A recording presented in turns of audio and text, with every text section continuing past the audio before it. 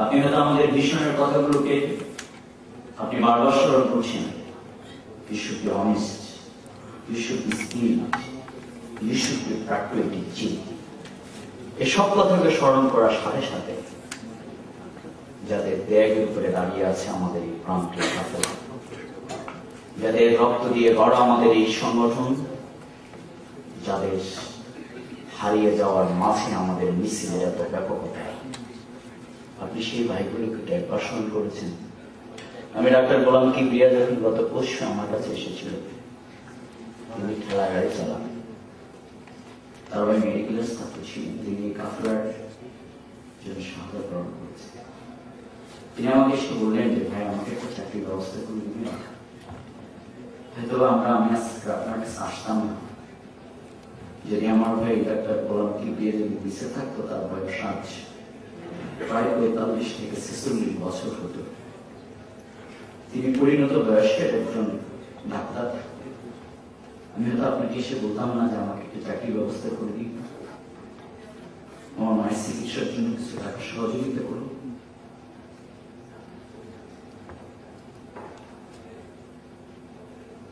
গত পরশু এসে আমাদের কাছে দাঁড়িয়েছিল আমাদের এই কাফেলার 85তম শহীদ, আমাদের শহীদ শফিকুল ইসলামের ভাই।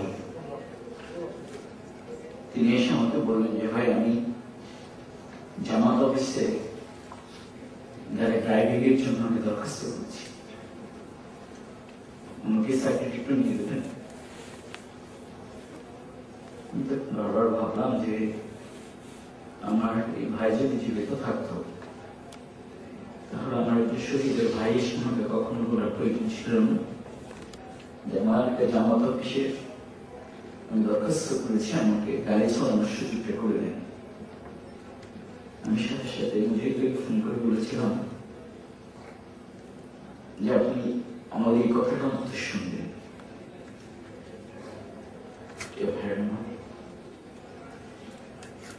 আমাদের এই কাফেলার বিরাট জায়গা যাদের দাঁড়িয়ে আছে প্রিয় ভাইরা, আজকে আপনি এখান থেকে যাওয়ার সময় আপনি কি এখান থেকে যে জায়গায় অতিক্রম করে যাচ্ছেন আপনি কি একটি বার চিন্তা করেছেন এই মহানগরী পশ্চিমের শহীদ ছিল আমাদের প্রিয় শহীদ মুজাহিদুল ইসলাম। এই প্রত্যন্ত অঞ্চলের থেকে তিনি দাওয়াতি কাজ করেছেন আল্লাহর দ্বীনের জন্য। শহীদ মুজাহিদের শাহাদাতের পরে শহীদ মুজাহিদের মা আমাকে তার চাদরটি আমাকে দিয়ে বলেছিল, বাবা তোমার এই চাদরটি পছন্দ হবে কিনা আমি জানি না, এই চাদরটির একটি অংশ কিন্তু ছিঁড়ে গেছে, কিন্তু আমি জানি আমার মুজাহিদ কখনো আসবে না। তোমার এই চাদরটি যদি খুব সেরা মনে হয় তুমি মাঝে মধ্যে অনেক কাজের মাঝে এই চাদরটি গায়ে দিয়ে এসে যদি আমাকে একটিবার মা বলে আমাকে সালাম করে যাবে। আমাদের এই মেডিকেলের জায়গাগুলো, আমাদের পড়ালেখার চলার পথটি এত বেশি সুন্দর, আমরা এই সুন্দর একটি হলে বসে আমাদের এই প্রোগ্রাম করতে পারি। যারা এই জমিনে নিচে চলে গেছেন,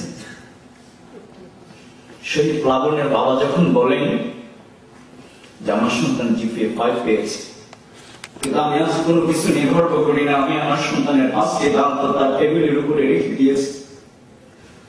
আমি আর্মি অফিসার ছিলাম, আমি খুব বেশি দক্ষ হতে পারিনি, কিন্তু কালকে প্রতিদিন আমি যখন দাঁড়াবো তখন আমার শহীদ প্লাবনের আপনি আমি উঠবো যে আল্লাহ রাসূল নাকি দ্বীনের জন্য শহীদ করেছেন। আমি এমন একজন গরিবদের বাবা হয়েছি, শহীদ প্লাবনের 5টি দাঁত আমার হাতে আছে। কেউ ভাইয়ের আমার এই অসংখ্য জায়গাটিকে আমরা যেন মূল্যায়ন করি।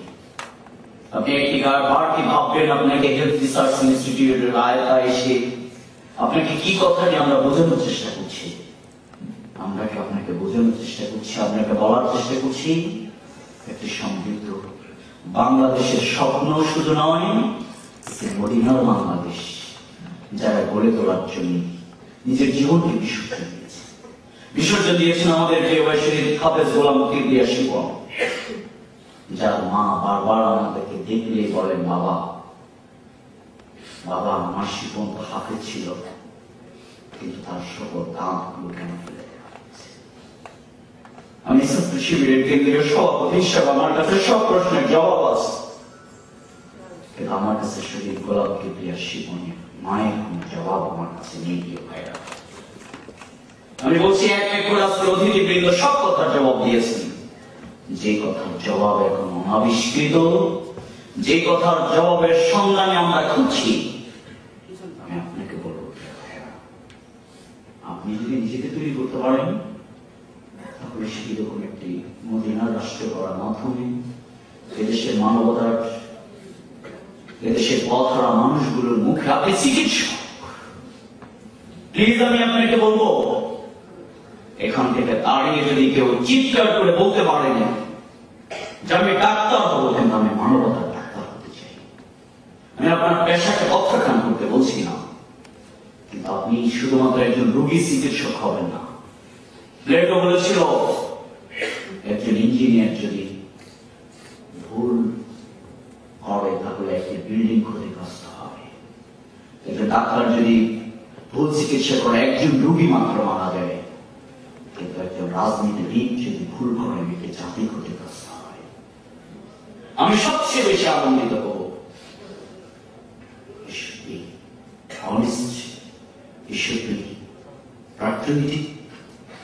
পাশাপাশি আপনি যদি একটি সমৃদ্ধ বাংলাদেশের মানবতার শিক্ষক যদি আপনি হতে পারেন, রাসূল করিম সাল্লাল্লাহু আলাইহি ওয়াসাল্লাম যে কথাটি বলেছিলেন, সেই চিকিৎসার দায়িত্ব যদি আপনি গ্রহণ করতে পারেন, সেই শিক্ষক যদি আপনি হতে পারেন, আজকের এই সামিট আমার মনে হয় সবচেয়ে বেশি সফলতা অর্জন করবে। শুকরিয়া ভাইরা, তাই আমি আমার কথাকে শেষ করতে চাই। এখানে যারা এসছেন, আপনি ডাক্তার হিসেবে আমরা নিয়ে এসছি। আপনি এখানে কেউ এক একটা জায়গার লোক আছেন, কেউ এখানে সদস্য আছেন, কেউ এখানে সাথী আছেন, কেউ তার অবস্থানের দিক থেকে আরো নিচে আছে। প্লিজ, শেষ কথাটি আপনাকে বলছি, আপনি নিজের মান উন্নয়নের মাধ্যমে আজকে এই সামিটের সকল সিদ্ধান্তগুলো বাস্তবায়নের চূড়ান্ত স্বাক্ষর আপনাকে রাখতে হবে। আমরা আশা করব এখান থেকে গিয়ে যদি আপনি একটি সিদ্ধান্ত নিতে পারেন, আপনি মান উন্নয়ন করবেন। এখান থেকে যদি আপনি গিয়ে সিদ্ধান্ত নিতে পারেন, আপনি যে জায়গাটিতে যে শপথটি গ্রহণ করছেন, চূড়ান্ত শপথের জন্য আপনি নিজেকে ওয়াকফ করবেন, তাহলে আমার বিশ্বাস আমরা আজকে এই সামিটের সবচেয়ে বেশি বড় সফলতাটি এই জায়গা থেকে আমরা খুঁজে পাব। আমরা বিশ্বাস করি আমরা বিশ্বাস করি আজকের গোটা পৃথিবী আমাদেরকে যত বড় বড় নতুন কথা আমাদেরকে বলুক না কেন, আমাদেরকে বিগ ব্যাং থিওরির কথা বলে আমাদেরকে খুবই আশ্চর্যজনিত করার চেষ্টা করা হয়, আমাদেরকে আর ডিএনএ তত্ত্বের কথা বলে আমাদেরকে যত বেশি আকৃষ্ট করার কথা বলা হয়, আমার বিশ্বাস ইকরা বিসমি রাব্বিকাল্লাযী খালাক, আমরা যদি সেই মহাগ্রন্থ আল কোরআন পড়ি, আমরা যদি এখানে যারা বসে আছেন, আমি মানুষকে আকৃষ্ট করতে পারি, আমি মানুষকে প্লিজ, আমার মেধার দুর্বলতার কারণে আমি সব কথা বুঝিয়ে বলতে পারি না। এখানে যারা আছেন তারা যদি কোরআনিক সায়েন্সের সাথে মিলিয়ে আপনি যদি এই মহাগ্রন্থ আল কোরআনকে উপস্থাপন করেন, আমার নয় আপনার সবচেয়ে বড় পরিচয়টা উলিল আলবাব। ছাত্র শিবিরের কেন্দ্রীয় সভাপতি হিসাবে উলিল আলবাব আমি যতটুকু, তার থেকে বড় স্বাক্ষর আপনি রাখতে পারবেন যে মেধাটি আল্লাহ আপনাকে দিয়েছেন। শেষ কথাটি এটি বলে শেষ করব, জীবনে কি পাবেন এই স্বপ্নকে কখনো অঙ্কন করবেন না। জীবনে কি পাবেন এটি কখনো অঙ্কন করবেন না। রাগীব ইস্পাহানি বলেছিল, তোমার জীবনের তুমি কি অহংকার করো, তোমার মুখের সামনে দিয়ে নাকের উপর দিয়ে নাক দিয়ে যেটি বের করো, এটি পৃথিবীর কোন মানুষ পছন্দ করে না। তুমি যখন পচে যাও, সকল প্রাণী থেকে তোমার দুর্গন্ধ বেশি বের হয়। তোমার পেটের আবর্জনাটি যদি বের করে দেওয়া হয়, সমাজ তোমাকে প্রত্যাখ্যান করে। তোমার অহংকার বলতে কিছু নেই, তোমার অহংকার আছে একটাই, আল্লাহ তোমাকে কি সুন্দর বিবেক দিয়েছেন। আপনি কি হবেন আমি জানি না, হাদিসের ভাষায় সেই কথা, আপনি কি পেয়েছেন এটি চিন্তা করুন। আমার বিশ্বাস আপনার সাথে থাকা আপনার বন্ধুটি কেউ রিক্সা চালক, আপনার কোনো বন্ধুটি শুধুমাত্র ডিগ্রি পাস, আপনার বন্ধুটি মাত্র ইন্টারমিডিয়েট পর্যন্ত আসতে পারেনি, আপনি পর্যন্ত এসেছেন, আপনি কি পাবেন আমি জানি না। আপনার শুধুমাত্র আল্লাহ একজন মানুষ হিসেবে আপনাকে সৃষ্টি করেছেন, আল্লাহ আপনাকে এই পর্যন্ত মেধা সাক্ষর রাখার আজকের এই মুহূর্ত পর্যন্ত আপনাকে সুযোগ করে দিয়েছেন, আজকের সুন্দর জায়গাটি পর্যন্ত আসার সুযোগ করে দিয়েছেন। প্লিজ রঙিন স্বপ্ন যতটুকু আঁকবেন তার থেকে বড় সিদ্ধান্তটি নেবেন। আমার দুটি চোখ আল্লাহ দিয়েছেন, আমাকে একজন মানুষ আল্লাহ বানিয়েছেন, সুতরাং সারাটি জীবনও যদি তার ইবাদত করে ইসলামে আন্দোলন করে করে যদি খাপাবের মতো আমরা নিজেদেরকে শেষ করে দিই, যেটা আগুনে জীবন্ত মানুষটির উপর আগুন ঢেলে দেওয়া হয়েছে, সে খাপা বলেছিল আল্লাহ সন্তুষ্টির জন্য আমি আর আগুনকে বরণ করতে রাজি। আজকে এই সামিটের সিদ্ধান্তটা যদি সেটি হয়, জীবনের সকল বিপদ মুসিবত সকল পঙ্কিলতাকে মানিয়ে আল্লাহ যে উদ্দেশ্য আমাদেরকে সৃষ্টি করেছেন সে উদ্দেশ্যকে হাসিল করার জন্য আমরা আমাদের জীবনের সকল স্বপ্ন, আমাদের আজকের এই সকল আয়োজনের কেন্দ্রবিন্দুটি আমরা আঁকবো। আমি কি পেয়েছি এটি নয়, আমাকে কে সংবর্ধিত করছে এটি নয়, আমাকে কে বাহবা দিচ্ছে এটি নয়।